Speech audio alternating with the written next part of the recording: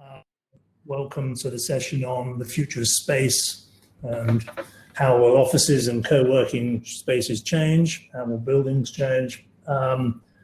Just to define it as not the final frontier we're talking about. I'm David Hardman. I'm Managing Director of Bruntwood SciTech in Birmingham and represent the West Midlands on the UK Tech Clusters Group. I was saying to Taz just now, I'm sitting in our innovation building, which is like the Mary Celeste. We are in an environment where a YouGov poll has suggested that only 9% of Britons want life to return to how it was pre-COVID.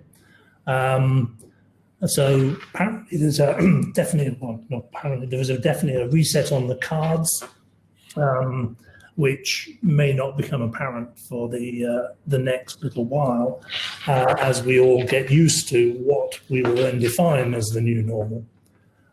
New normal for companies and the way in which they work, the way buildings will be operated and managed, and how our customers and our tenants will interact within them. Running an innovation centre, I hope that the fact that innovation is generally a contact sport will mean that people will want to come back together in time. But possibly they will do so in a different way. So we've got two of our speakers, and I will say we have two speakers now. Taz, who's principal at Gensler in Birmingham, and Mike Booman, who's CEO of Vanti. Two very different starting points, one from a architectural practice, the other from a tech business that is involved in making buildings smart and fitting them out to be things. So it's a case of really what are going to be the drivers for this new norm? Where are we going to get to with it? Is it more than just actually the industry deciding it at last needs to get into the brave new world of the mid-2020s and this is going to be the catalyst for it? Or do we think there are going to be additional changes? So, Taz, why don't you kick us off? Sure.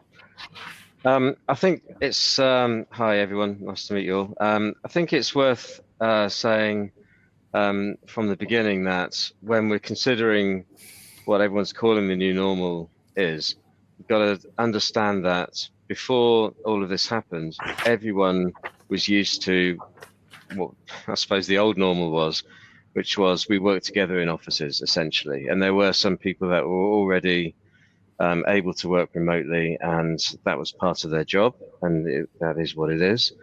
But for the most part, everyone was in an office environment, more or less. During the lockdown, that changed, and everyone worked from home essentially, and in a kind of a necessity is the mother of invention type of way, we've made it work. And for some organizations it was easier than others, but long story short, we've all understood now over the last 3 months that it is possible to work remotely together and still not drop the ball, still deliver, and carry on with business.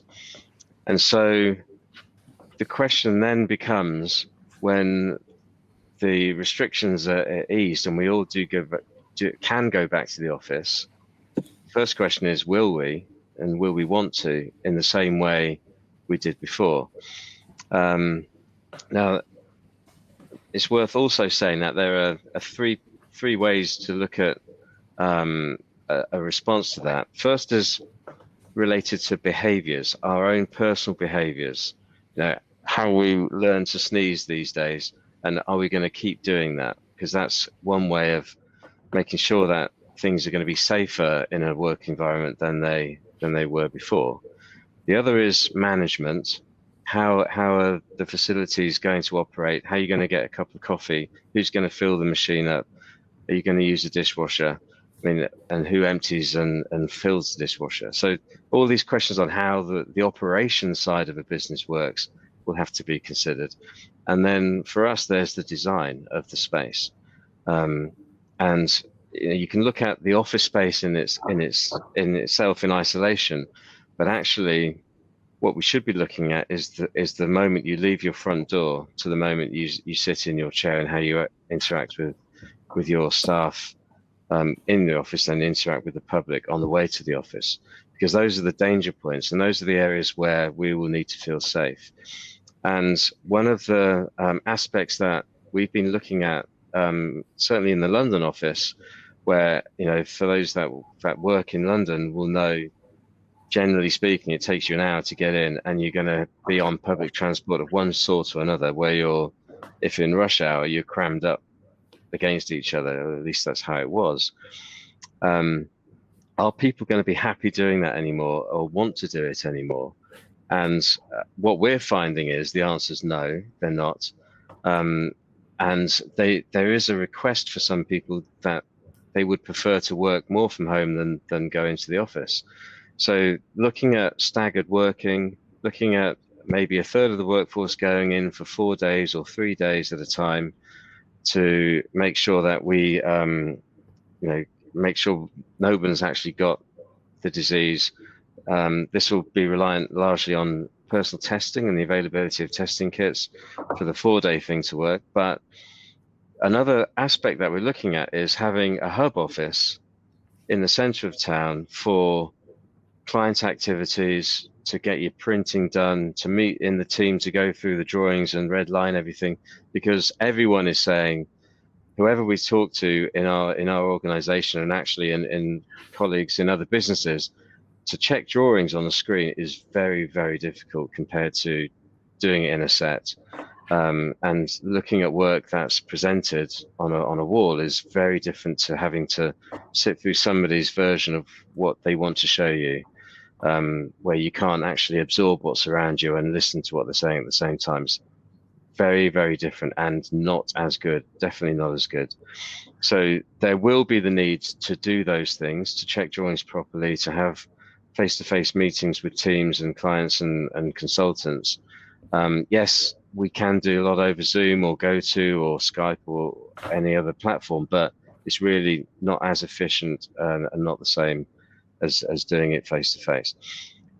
A hub office is great if it offers those things. So our London hub office will now be seen as more of a client-facing venue, where there'll be lots of things happening in there besides work. And groups of people will tend to meet in their local areas rather than all travel into town. And so whether we'll kind of all hit a Starbucks and sit around lots of tables and have our meetings there, or actually take space in shared office working environments in satellite areas, that's yet to be seen. But that's the kind of thing we're working on now, is looking at a hub and spoke model of what our office will become. And that could work for Birmingham as well. Birmingham's already set up in a really kind of COVID-friendly way, in terms of, there is the city centre, but it's very small and it's not very dense. And most people escape out from the city centre into their, let's say, villages. You go to Harborne or Moseley or Kings Heath or wherever you live, and those are your communities. Those, you have your own high street, you have your own shops, and that's why it's not so dense in Birmingham. Everything's more spread out, and that's obviously a good way to be when we're thinking about a pandemic like COVID. And you can have your satellite satellite offices in those small communities, and it's a lot less far to travel to get to those than it would be for everyone to get into work on public transport at risk into the main city centre. Does that make sense? Thank you. Yes, and it's interesting. Mark, John has just noted that within the tech sector, 6% said they would go back to the office full time. 34% they would work from home only, never in the office, and 60% said they would opt for. Presumably, that's saying they would opt for a mixed model. The new norm is going to be different, for definite. So But that's going to be the challenge, because we've got to make it work for us as a business as well. So like I said before, everyone went to the office because that's what you did. And now everyone's working from home and we're making it work. And let's just say we're making it 85, 90% as efficient as it was in the office. And there are some silver linings to all of this. You know, our communication's really improved on a day-to-day basis, but you're missing the kind of incidental chat that you get through the day. The youngsters, they can't hear Rob Edwards on the phone, and you know, you learn a lot from listening to senior guys, and how they talk to clients and how they talk to consultants on the phone, and you absorb all that almost subconsciously as you're in an office environment. And you know, I remember when I was going through my learning experience, I learned an awful lot from my bosses just by listening, sitting next to them and listening to how they operate. And that's all not happening right now. And so there is a lot that will be lost if the new norm becomes, you know, totally home based. And of course, we have the work environment, the home environment, where people have got a one-bedroom flat, and it's fine if you've got a nice study and a nice garden, but it's a very different world if you're sitting in a bedsit somewhere trying to do your job. Mike, turning to you, you're all about the use of digital. One of the interesting points someone's just made also is all the different platforms there are around at the moment, lack of interoperability, and all that. So we choose certain things to work for us, but then find everyone else is using something different. Obviously, that's true for the home or for the buildings. Mike, talk a bit about the smart future. Yes, I think, I mean, as usual, I'd echo everything that Taz is saying. I think in terms of, you know, a lot of the configuration of the old normal as is related to the Industrial Revolution, really offices becoming the new factories.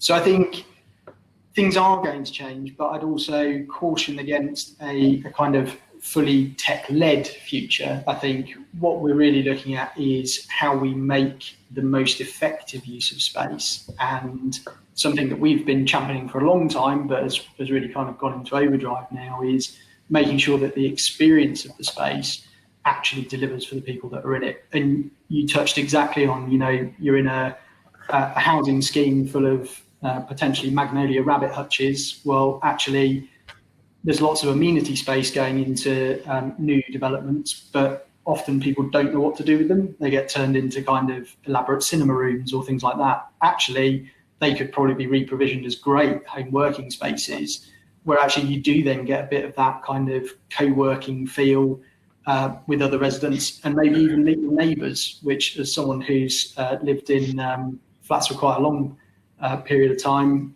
is something that doesn't happen that often, other than walking past each other in corridors. I do think we need to remember that we built all these buildings because we are social creatures and we do want to be together. And I think if you look at companies like Cisco, who, you know, manufacture a huge swathe of the world's video conferencing equipment, even before any of this happened, they would still be encouraging their employees to be in an office 2 to 3 days a week. And that's for all of the reasons that Taz has highlighted. We need to collaborate on stuff. We need to work together. The water cooler moments are great. And also there is that kind of tacit exchange of knowledge and experience. I think the other thing that I'd add to this is that it's not always just as clear cut as sitting at desks. And certainly, you know, our business, we're configuring and installing equipment that actually goes in to run buildings. And one of the most difficult things we've found over the last few months is actually being able to get people's hands onto that equipment so they can do the configuration, so that it can enable all of these buildings. So I think, yes, we need to look at offices and co-working spaces, but, well, and as I know, David, you've looked at previously in terms of maker labs and all of those kind of things, we still need people to make stuff.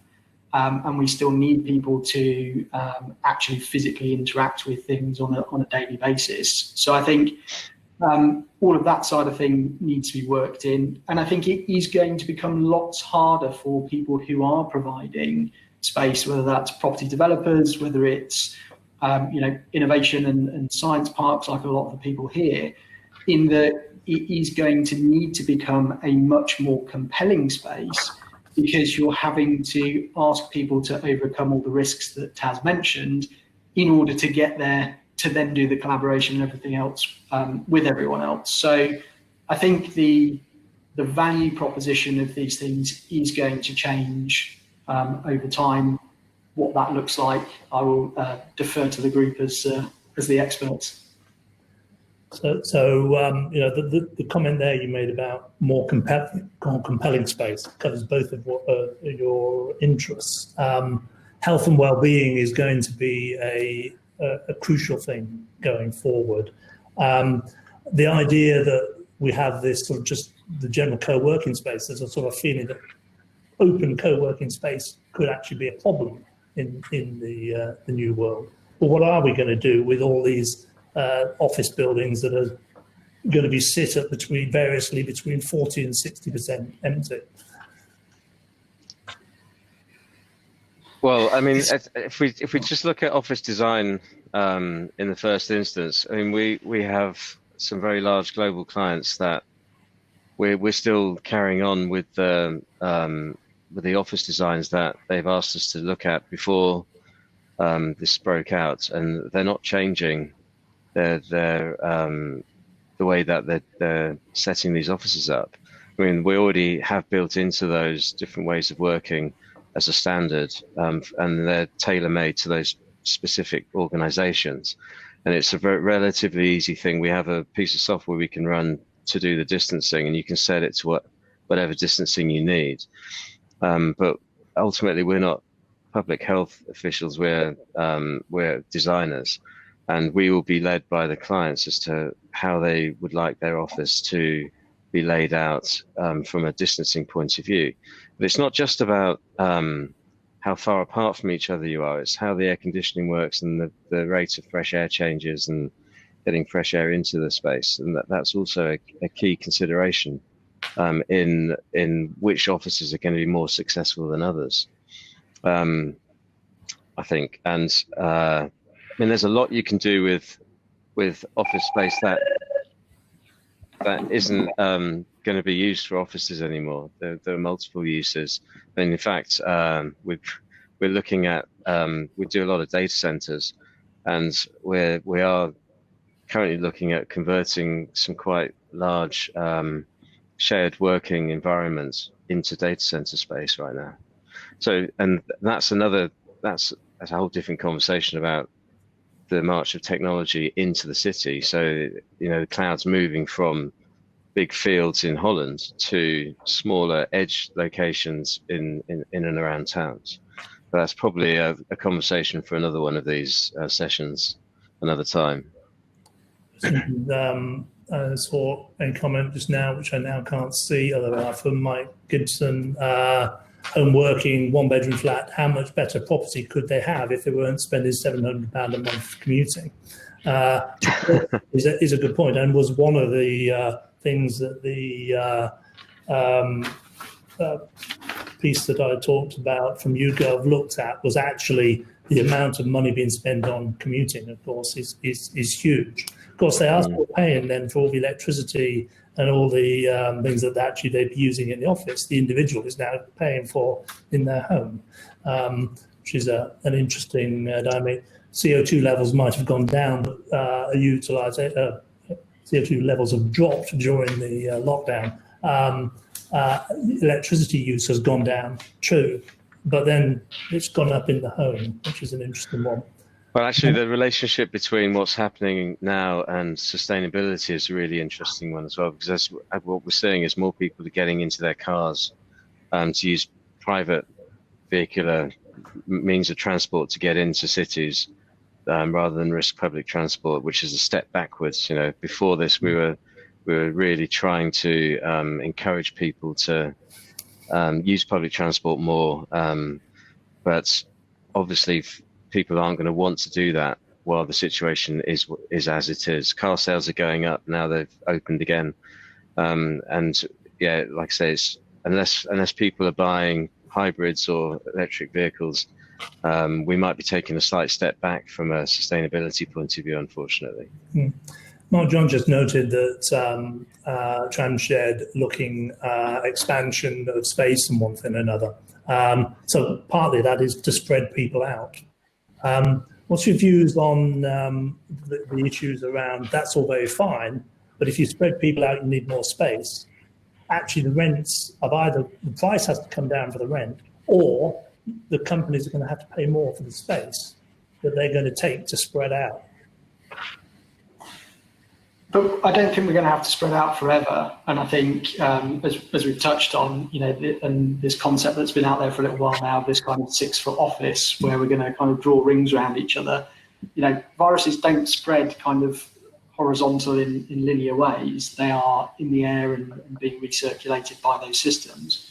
So I think actually, you'll see that, as Taz said, if we were choosing a new office, I would certainly be looking at how often the air is refreshed from outside. That will become something that is valued a lot more. I think the problem is at the moment that if you're a building surveyor, there is actually currently nowhere on a valuation spreadsheet that allows you to put any sustainability metrics or any technology metrics. And so a lot of this is very systemic. We need to start looking at how we actually value these spaces and what contributes to those values, because actually the demands of people and what they're looking to get from that money is going to change. Well, it's already changed. We know that. But I think also it's about, if we do go for that kind of hub and spoke approach, it's also going to be about how we ensure that there's connectivity between them, so that actually one of the things we talked about with a client of ours is how they have groups of people in particular locations, but then they could be using things like document cameras to be doing drawing reviews and red pen sessions and working on things together, where there are smaller groups that actually get that collaborative experience, but they are still geographically split in some way. So I think it will become a lot more hybrid, a lot more mixed, and value will change. It has to. I mean, I agree. I think there's going to be an opportunity there for someone to come up with something that's in between a Starbucks and a WeWork. If you think about it, if part of the reason why you might go to a satellite office is to get your prints done rather than send them out to a printing shop. And while you're there, maybe do a little bit of model making, and you're not going to get that. You're not going to have a massive AO printer in a Starbucks. So, but there might be a hybrid version between like a WeWork and a Starbucks where it's still a cafe ostensibly, but it has facilities, enhanced facilities or enhanced amenity facilities for people to rent out space for that particular purpose. Because it doesn't cost anything to go in a Starbucks and sit down and have a meeting, apart from the price of a coffee. And the WeWorks are quite expensive, so there must be a model in between. Right now, that would be very appealing to a lot of organisations who are looking for that satellite office, just to make their life easier for their staff. And I think on that, it's one of the things that you've both touched on. But if you look at the kind of loaded cost of a desk in somewhere like London, you can be talking 20,000 a year and up. Well, actually, as seen in kind of some of the comments that have been coming up, even if you transferred part of that to employees and allowed them to create better home working setup, so better technology, better connectivity, but then also introduce things like allowances for exactly what you're describing, Taz. Okay, well, we all need to get together and have a meeting. Okay, cool. Well, we know that that's all covered, and then we can choose the quality of the space that we want. Maybe we can go and sit in Starbucks and enjoy free, and we spend the money on coffee.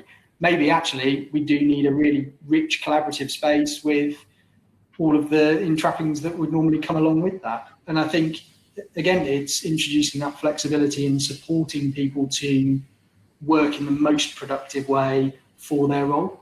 Yeah, but it will be interesting to see where it pans out. And what we've learned from history is it normally takes two or three events for something to actually sink in and become a new norm, and that a lot of this is temporary, and we will go back to old ways. A lot of it will be led by businesses who can't afford to do anything different to what they've been doing, because making that change for so many people will be an enormous undertaking. Not to say it couldn't be done, but personally, I do believe that this has gone on for much longer than anyone suspected it would from the beginning, to the point where it has created enough momentum to make fundamental, long-lasting changes. And I'll give you an example. It's not office related, but I did used to live in a big house with a lovely garden, and I moved up to Birmingham and took a two-bed apartment in the city as somewhere just to kind of bed in. And I really miss outdoor space. We don't have a balcony or anything, and it makes a massive difference. And before this, we were talking to developers about a large resi tower that he said balconies wouldn't be viable. I think that's flipped on his head. I don't think you could do a resi project now without some kind of personal outdoor space, in case this comes back again or something like it. So I'm conscious we are down to our last couple of minutes, so I'm going to put the two of you on the spot. This activity today is all about linking sort of what the public sector can do to support the digital world and one thing and another. In the light of this conversation, give me two things each that you think we should now do, or maybe it's an ask of local regional activities. I can think of one straight off the top of my head. I think we need to get away from the focus on measurement and data in spaces and flip everything to be looking at experience. I think we have to fund for well-being, experiential things in terms of spaces, whether that's entertainment, working, residential, whatever. And it should be those businesses that are supporting that agenda that are really pushed forward, because I think there are too many people who are hell-bent on extracting maximum efficiencies. And I think if we get lost in that from a space perspective, we're just perpetuating a set of spaces that aren't fit for purpose for this new flexibility that's required. Yeah, thanks. I think one thing that we need to really look at is helping set our people up. Everyone went away, we gave them equipment like computers, and we put all the projects on the cloud to make them accessible from anywhere. But they're working from kitchen stools and kitchen tables, and ergonomically over time those will take its toll. So I think if this shared kind of part-time in the office, part-time at home thing actually does become the reality for years and years, I think it's an onus on the organizations to actually help their staff set themselves up in a more ergonomic way at home as best they can. And I definitely think home offices will factor into people's decision making on residential moves in the future, based on what we've all gone through over the last 3 months. Good. Okay. Well, that's helpful. Thank you. I'm sure Diane Milne is going to agree with that, as it says here. I'm currently sitting on the kitchen floor as the phone engineer is in my living room fixing my landline. Said it all. Thank you very much to you both. Really helpful, really interesting comments. Everyone else, thank you for your input. It's time to move on to the next session.